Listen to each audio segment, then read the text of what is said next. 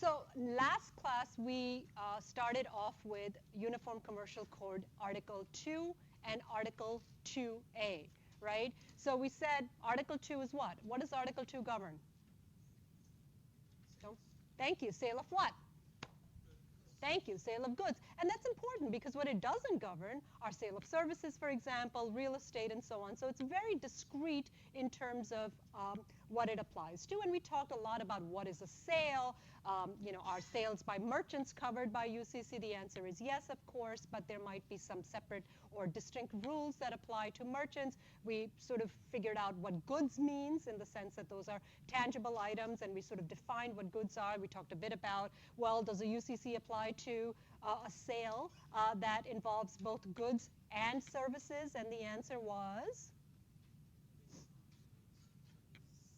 maybe, right? It depends on whether or not the goods are a predominant part of the sale. And you sort of have to we looked at a case that sort of made us see, are goods the predominant part or not? So it's not as if services are included in a contract involving a sale of goods that it would not be governed by the UCC. You just have to see how big a part services are.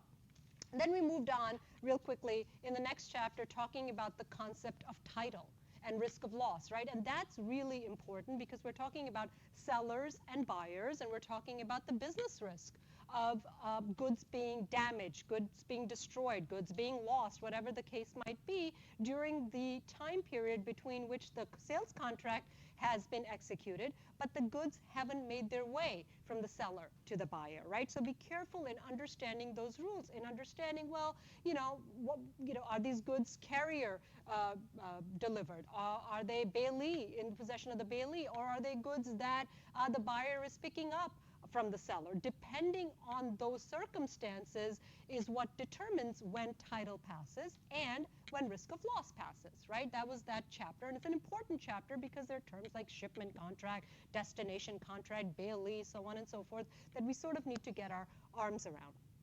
And then the last chapter that we covered last class real quickly was still on UCC Article 2, and it talked about buyer and seller liability. And recourse in terms of a breach of contract. What is the buyer, what is the seller obligated to do under UCC Article 2, and what happens in case there is a breach of contract, right? And again, real quickly, when we talk about the Uniform Commercial Code, we're talking about a set of rules that various states have adopted almost uniformly to give consistency to the law. And again, if there's one word to describe the Uniform Commercial Code, it's flexibility, right? It's trying to facilitate or help commercial transactions. And that's true of Article 2, Article 3, Article 4, Article 9, as we go on through this journey of the Uniform Commercial Code. Okay, so that's where we left off. Where are we picking up today? We're picking up with the last chapter on Article 2 and 2A, and that is a chapter on warranties. Okay? And most of us, when we think about a warranty, what do we think about? Say that again? Right. I mean, and if it breaks down, question, when will someone fix it? Right? I mean, yeah, that's the layman's understanding of what a warranty is. That's the correct understanding. What we need to do when we talk about the UCC is expand that definition a little bit. Think of the word warranty as being a bit more than just an appliance. Think about what it is the seller perhaps might be obligating himself or herself to do in case the products don't quite do what they were supposed to do. So this is, again, the last chapter in Article 2 and Article 2A. So a little bit of Latin to start off Saturday. Caveat emptor. Hold on just a second. Can I remove this? It's not going to do anything. Minimize it. OK. All right, here we go. Right? Let the buyer beware. Right? You bought something. It turned out to be 11. Too bad. Right? Let the buyer stuck with it. Well, that's sort of a nice thing if you're talking about simplistic view of the world, but that's, may have been the way that over time we might have looked at a transaction, but that certainly isn't the way our modern legal system works. Sure, I mean, both parties need to do their due diligence, but on the other hand, if there is something that the seller sold and knew about or warranted, it wouldn't be fair for the buyer to simply be stuck with it, right? So this concept of warranties, for example, give buyers protection, and they're sort of built into the Uniform Commercial Code, the UCC. And when I talk about warranties under the UCC, I want you to think about two different types of warranties, right? Express warranty and a bunch of different implied warranties, okay? So two distinct categories. Let's first talk about an express warranty. And again, think about these words as common everyday English language words, express versus implied, right? So something that is expressly created is something that a reasonable person could assume as a buyer a seller actually said or somehow guaranteed about the goods that they were selling. So how is an express warranty created? It's created when a seller, and remember Article 2 applies to leases, right? So created when a seller or a lessor affirms goods meet certain standards of quality, description, performance, or condition. It's something that the seller promises their product is going to do or not do, is an express warranty. You can say it, you can write it, you can have visually make that warranty, but it's something that you are affirmatively doing as a seller. Indeed, written, oral, inferred from conduct, sure, we understand that. Now, as a seller, do you have to make an express warranty? No. Then why would you? Why would you make yourself liable for something that you may be on the hook for? Why would, think about it from a rational perspective. Promote, yeah, exactly. How do you distinguish yourself from another seller? So yes, you are making promises and warranties about how your product could be different from another seller and so on. So yeah, you don't have to do it, but you're doing it because as a seller, you're in the business of selling, right? But in doing so, you are understandably taking on liability, because if the goods do not perform at that level, you perhaps have an ongoing liability that a buyer can bring a course of action against you, a lawsuit against you. So again, let's sort of understand what an express warranty is and what an express warranty isn't. When a seller indicates that goods will do something, a description of the goods, make a promise about the goods. So for example, a seller saying something like, if you're selling a car, for example, and a seller saying this used car has 25,000 miles. That's a statement of fact, right? That is something that a buyer will take into consideration in terms of what they want to pay for a used car, right? That is not a matter of opinion. That is not salesman talk. That is a statement of fact, right? And it's, you don't think about that statement as being a warranty, but it is a warranty. It's a warranty that this car's odometer hasn't been set back. Was it 125 that somehow somebody mechanically put to 25? And not making a false promise allows the buyer to have a cause of action against the seller, because a car with 125,000 miles is substantially less valuable than a car with 25,000 miles. Now, used car salesmen want to sell a lot of cars, so they're also making statements like, this car is the best deal in town. I mean, I would let my grandmother drive this car. What are those statements? They're more puffery. They're more sales talk. I wouldn't look at those as express warranties, but I would look at, this is a brand new transmission. This is that much mileage, This is a new engine, or whatever the case might be, as express statements of a particular description, a promise, a fact that a buyer can take the seller's word for. And again, if a warranty is breached, right? We talked a lot about breaches of contract last class, but if the seller's words are false or the seller was mistaken, whatever the case might be, the recovery from the buyer's perspective is a recovery under UCC breach of warranty, right? So, for a buyer to have a cause of action, the warranty must be a contributing factor that enticed the buyer to enter into a contract. So what does that mean? Well, I mean, was it the seller's statement that the car was driven 25,000 miles a big contributing factor? Indeed, if it turns out to be that the car actually had a lot more mileage, right? I mean, is it just a small little thing, or is it a material, significant thing that allows the buyer to then have, some recourse against the seller? A retailer is liable for the express warranties made by manufacturers of good it sells. So just because you're selling something that you didn't make doesn't mean that you cannot be sued for that, right? I mean, even if you just bought the goods from somebody else, as a retailer, as a merchant, you have liability to buyers because you're a seller, and Article 2 governs contracts between sellers and buyers. And a point that we've sort of already made, right? Statements of opinion, puffing, it's called, for those of you that are taking marketing and that sort of thing, right? Sales talk, nothing wrong with it, but there's an understanding between reasonable parties that when you, when you say your goods are the best goods in town, that what you're essentially doing is trying to lure somebody into buying your particular product versus somebody else's. And statements of opinion are not express warranties.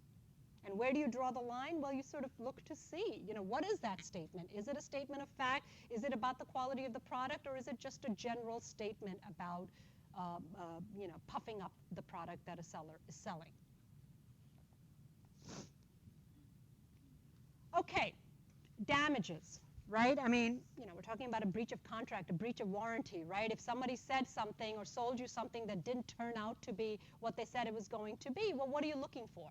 You're looking for monetary damages for the most part, right? I mean, that's what a buyer would expect. And again, this should sound very, very familiar to, I think, all of you, because everyone said they had taken Business Law 1, right? So we remember that when we have damages in a breach of contract, those damages are often referred to as compensatory damages, right? Compensation. Again, really try to go behind these words, making the other party whole.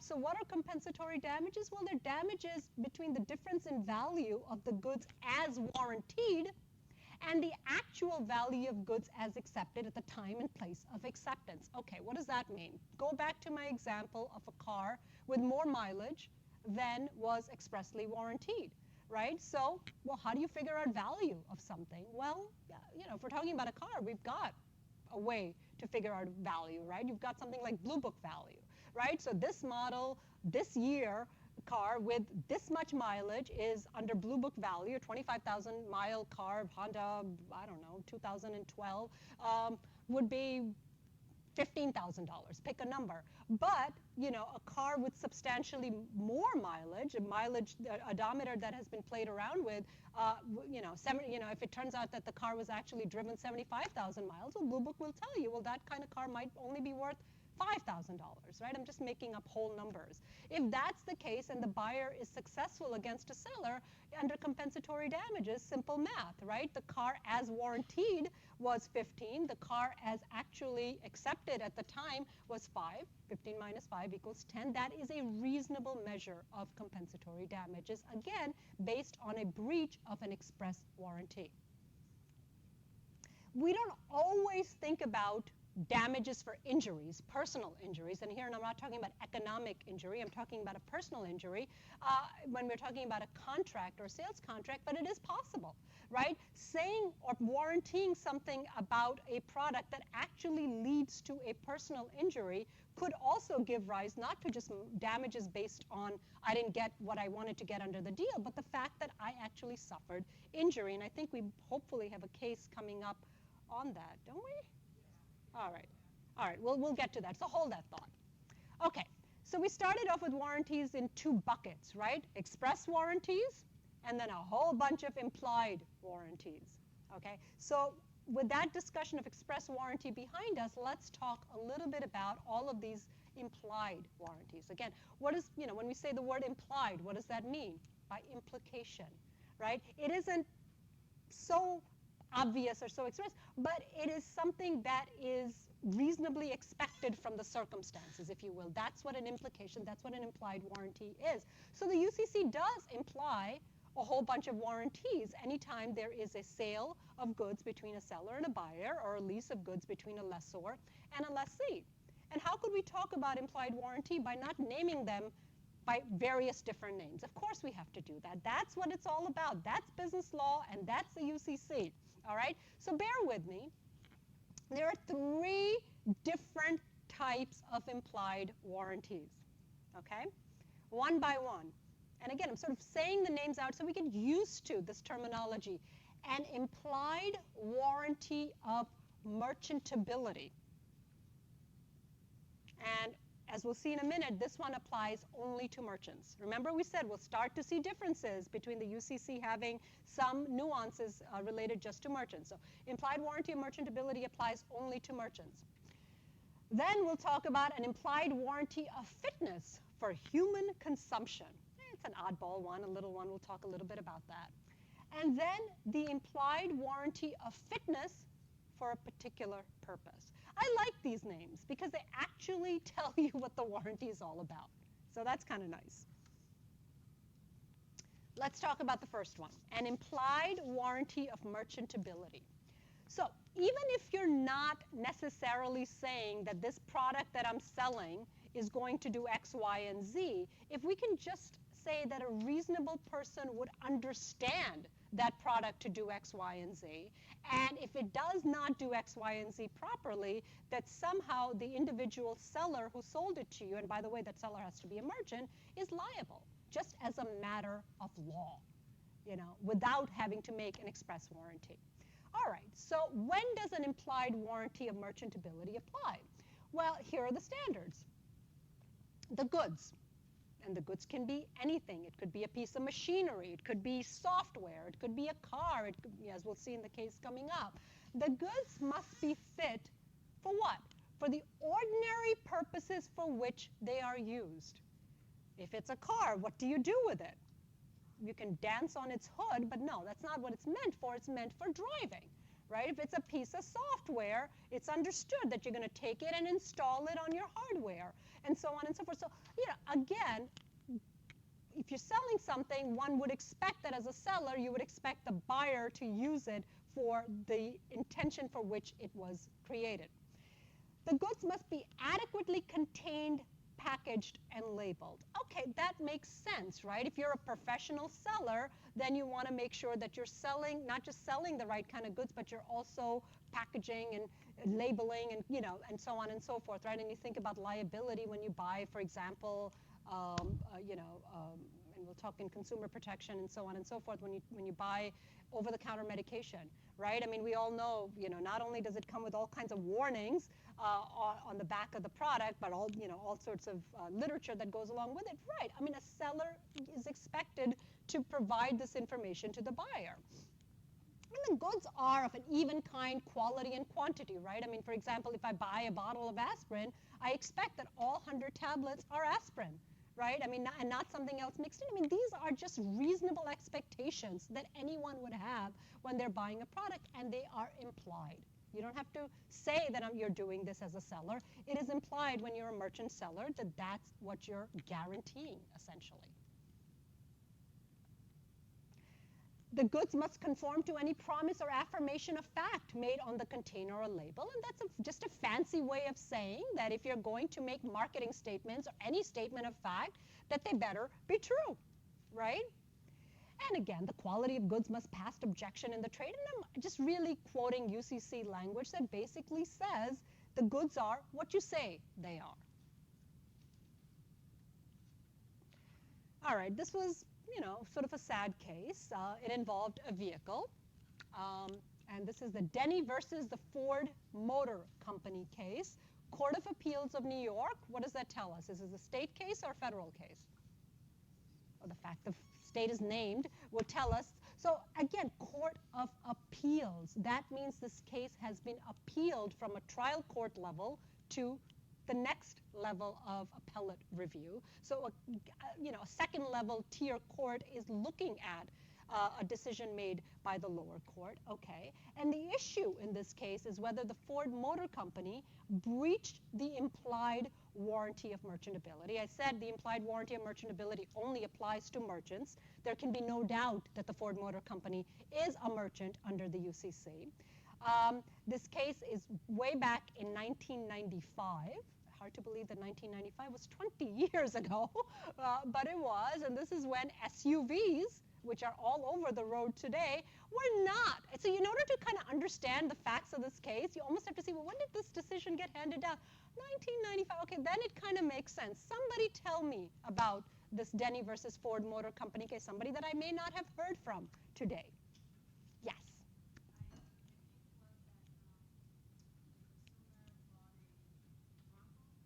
Mm-hmm.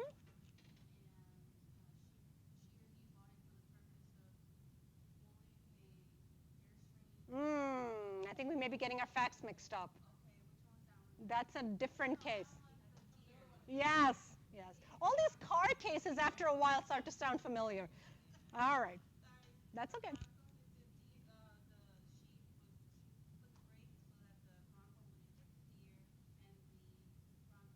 Well, what was she using the car for? Sounds reasonable to me. Capability.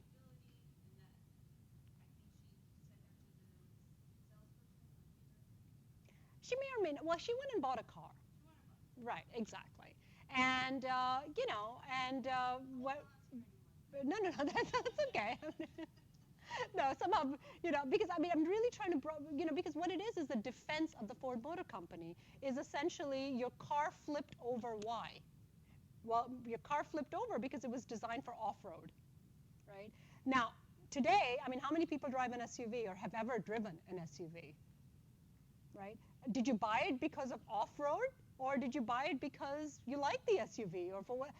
Again, so think back. This is 1995 when most cars on the road were sedans, right? So, there's an appetite for bigger cars. This is before the days of the minivan, maybe the days of the station wagon a little bit, and then these exciting SUVs, sports utility vehicles, and this notion that the Ford Motor Company is saying, well, this car was really supposed to have a different, somebody correct me on my engineering, different point center of gravity or whatever the case might be. And it was really not designed necessarily for, a suburban mom taking her kids and so on. It was really designed for off-road thrills. And the court sort of laughed at that. You're selling a car, and it is completely fathomable that it would be driven on streets. And the fact that this car literally flipped over and caused injuries should not have happened. And you, Ford Motor Company, have breached the implied warranty of merchantability, and you cannot hide behind the fact that your intended use for this vehicle was that someone would use it on a dirt road somewhere. So seems like a pretty clear-cut case. Doesn't seem like it should have been even gone to an appeal level, but unless we sort of think about the fact that this is 20 years ago, before all these SUVs are on the road, and this notion that, you can't have your cake and eat it too. You can't put cars on the market and try to appeal to all different types of consumers and not warn people if that's what, seems like here this was a not properly designed car, unfortunately. And Ford and other motor companies have found themselves in that unfortunate predicament after the fact. But yes, here, this is also a case where we're not just talking about compensatory damages. We're really much more talking about damages for personal injury, because apparently the plaintiff did suffer grave injuries as a result of a vehicle flipping over. Yes, Julian?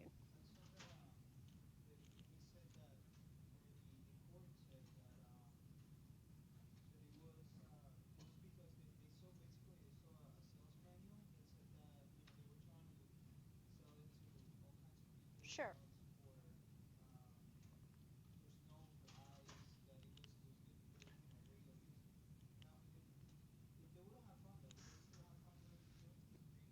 You mean the Ford Motor Company guilty? So are you saying that the court's, the question is the court's decision based largely on the fact that the sales manual that Ford Motor Company had put out said that it was really for all kinds of, it'll be great in the snow, it'll be great in the ice, it'll be great for, yeah, I think it's a contributing factor, but I don't think it's let's say that statement was not in the sales manual. Would the court still be likely to find against the Ford Motor Company? I would argue yes. I would argue that the facts in this case were compelling enough to say that this was not something that was marketed only for off-road driving. This is very clear to an average consumer that this was a choice of vehicle that somebody could purchase. You could buy a Ford Pinto. I don't know what was available in 1995. I'm sure the Focus wasn't around, but that this was one of the things that this car company was offering, and there was nothing to a reasonable consumer that would say that you could only use this vehicle, somewhere other than suburban streets. So yeah, contributing factor, but I don't think it tells the whole story. Okay. We're still with implied warranties, right? So we've talked about the first variety so far, the warranty of merchantability, which I can't say enough, only applies to merchants. The next one is kind of a cute little one. The implied warranty of fitness for human consumption, right? All of us have an expectation, I hope, that what we consume, drink, eat, is going to be fit for human consumption. Anyone not have that understanding? Of course not. All right. So obviously, as consumers, we expect that from things that we buy anywhere, from any outlet, whether it's a restaurant, vending machine, so on and so forth. All right. Is it conceivable that what we buy could possibly harm us, injure us? Sure. And does that, this is sort of obvious in some sense, but the UCC actually lays this out and lays out two different tests for determining whether or not an implied warranty for human consumption was actually breached or not. So when we see two different types of tests, what that means is that certain states in adopting the Uniform Commercial Code might have adopted either the foreign substance test or the consumer expectation test, because they're different.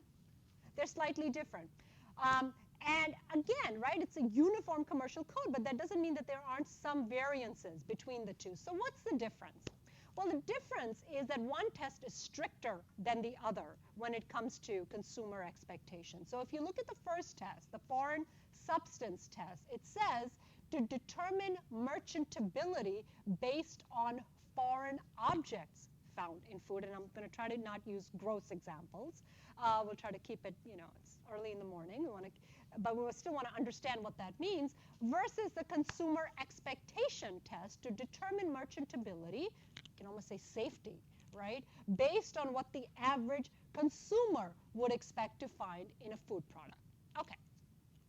Someone goes to a diner, and they order a slice of cherry pie, okay? I'm not a particular fan, but I'm sure there are people. Okay, what is cherry pie made of? What fruit is in a cherry pie? Cherries, thank you. What's in the inside of a cherry? The pit. Okay. All right, so you order a cherry pie, you take one spoon, you take the next spoon. Oh my God, you just bit into something and it caused, I don't know, dental damage. Dental injury, and let's just say it's significant enough that you want to do something about it, okay?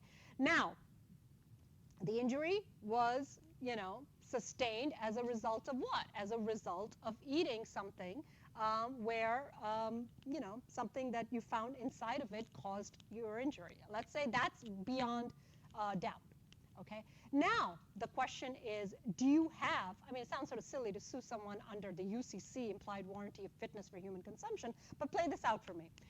If the state has adopted the foreign substance test, would the plaintiff be successful?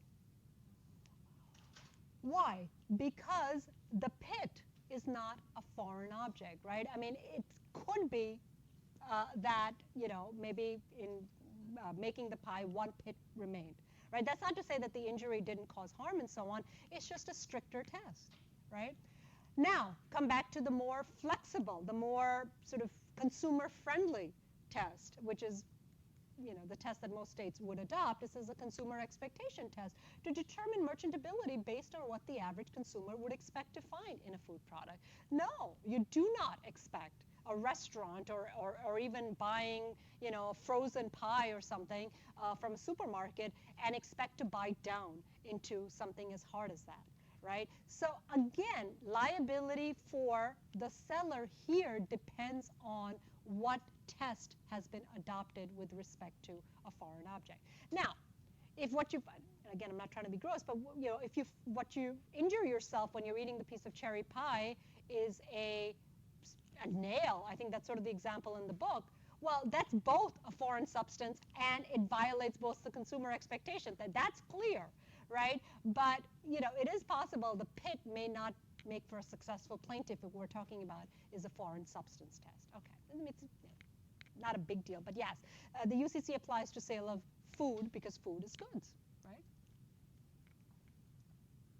Now, by the way, you could always sue, if not under the UCC, under a basic theory of negligence, right? One could say that the diner was negligent, right?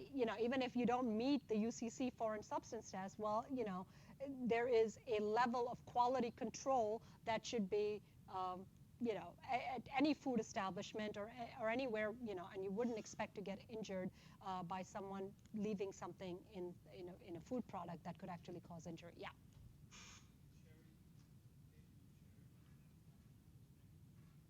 I think it would. I think one could make a case for that. So the point I'm making is that just because a plaintiff might not be successful under the Uniform Commercial Code doesn't mean that there couldn't possibly be a lawsuit based on negligence.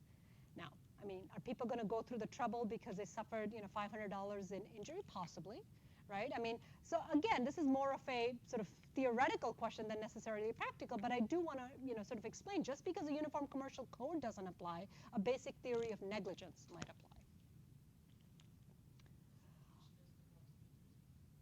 I think most states have adopted the consumer expectation test. Most states, and I would think that so has New Jersey. All right, the last one. The last implied warranty is the implied warranty for fitness for a particular purpose. I wish everything would be named in a way that we could actually remember what this concept actually means. It means what the long name says. This type of warranty comes about when a seller or lessor warranties that the goods will meet the buyer's expressed needs. So that implies, as I say in parentheses, that the seller or lessor is fully aware of the buyer's needs. If the buyer communicates, I would like to buy this.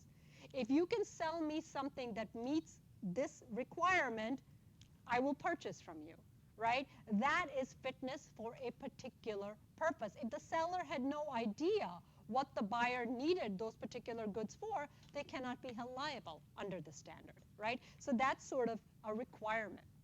And this one applies to merchants and non-merchants. Oh, okay. And when do you breach this warranty? Well, not surprisingly, you breach this warranty if the goods that are sold do not meet the buyer's express needs. Okay. All right. This is the case with hauling a trailer of some sort. And this is the Mac Macy Motors Company versus Garnica, I want to say, Court of Appeals of Texas. Again, we're talking about a state court, right? Uniform Commercial Code is state law, so it should not surprise us that we're talking about state versus federal courts. And the question here is a simple one. Did the defendant breach an implied warranty of fitness for a particular purpose? Another car case. May I have a new volunteer? Yes. So, sorry, I didn't look the other way.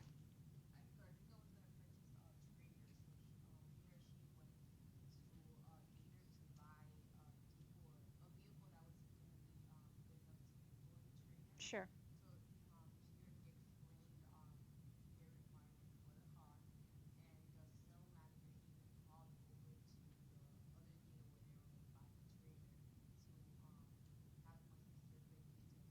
Did they call another dealer, or did they call the manufacturer of another?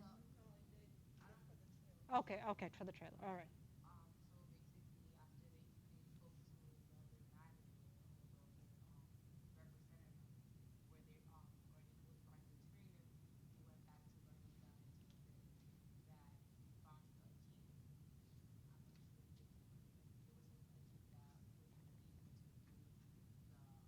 heavy lifting. Right.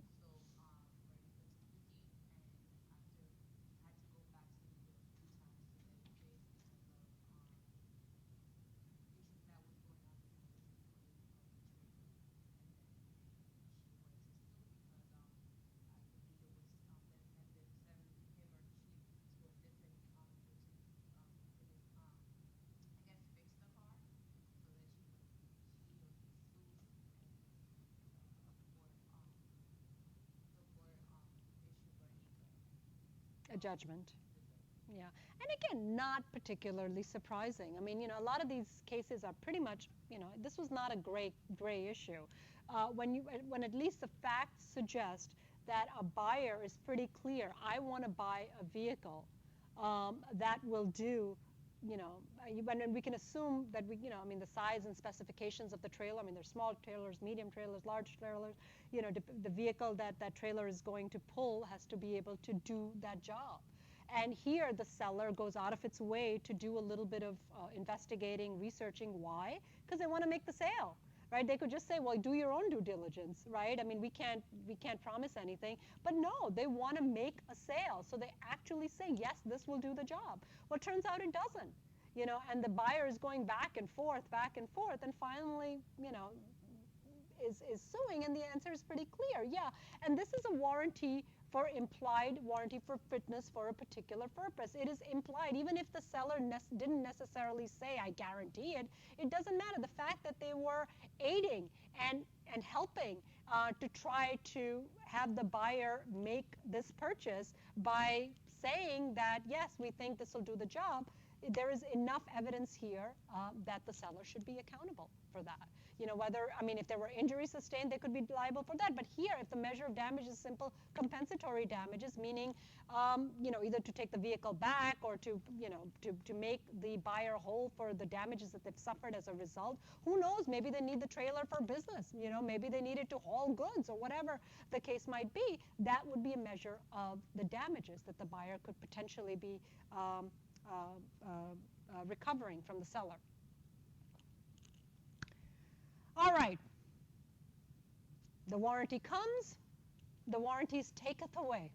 Can the warranty be disclaimed by the seller, right? Maybe there is a warranty that is implied. Maybe there is even an express, in trying to conduct the sale, the seller is making all kinds of statements. But at the end of it, when it comes to actually signing the deal or agreeing to the sales contract, the seller is basically saying, look, you're buying this product as is. I do not make any warranties. Is there anything illegal about that?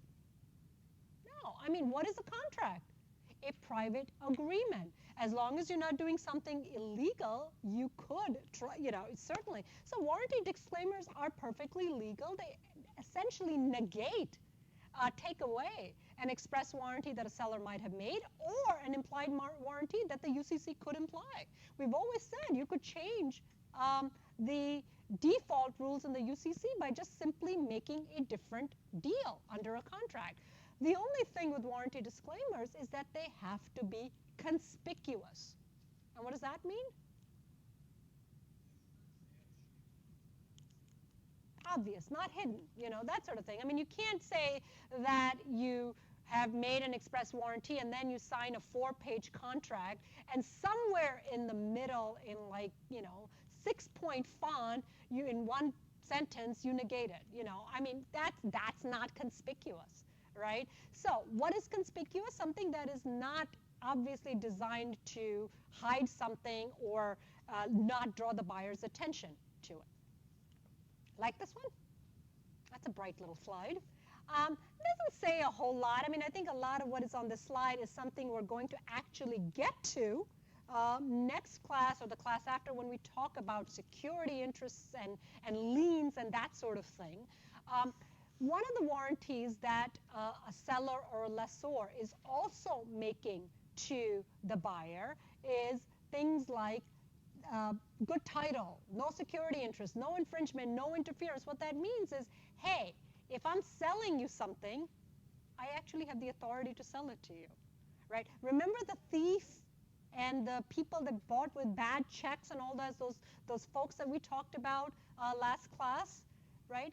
Those people, believe it or not, were doing a criminal deed, but they were also violating the UCC's warranty of title and possession because they didn't have good title to give, right? They might have been selling something that was subject to a lien or something like that, right? So they were violating that. Well, good, I always say great, but suing a thief or a bad guy doesn't get you very far, even though you may very well have a cause of action against them. So yes, a lot of detail on this slide. I don't think any of this detail is something you need to commit to memory, except for the fact that you need to have a general understanding. And again, as I say, infringement, security interests are things that are going to start to make a lot more sense to you in the next couple of classes. But all we're really saying here is that, for example, the seller is basically making a warranty that what I'm selling to you is not stolen, is not, is not subject to a lien or something like that, that I have title and proper title to sell it to you, the buyer, so that what you're getting, buyer, from me is good title that someone else can't take away. Example, the true owner or someone who has a lien against this product. So every sale from a seller, every lease from a lessor is giving a warranty of good title and good possession. And to the extent that warranty is breached, yes, it is plausible that the buyer can go after the seller for a breach, but again, good luck, going after a thief or someone that's, essentially a bad guy. But, it is possible, you don't want to imply that all of these are bad guys. It could be possible that, a used car is being sold by a used car dealer without knowing of the lien. I mean, they just don't know. And they sold you something to which someone else has bank has title, something like that. They violated the warranty of infringement, against infringement, and it is possible then to go after the car dealer because of their mistake, because of their lack of due diligence, because of whatever the case might be, because they've warranted an implied warranty under the UCC because they didn't give you good title.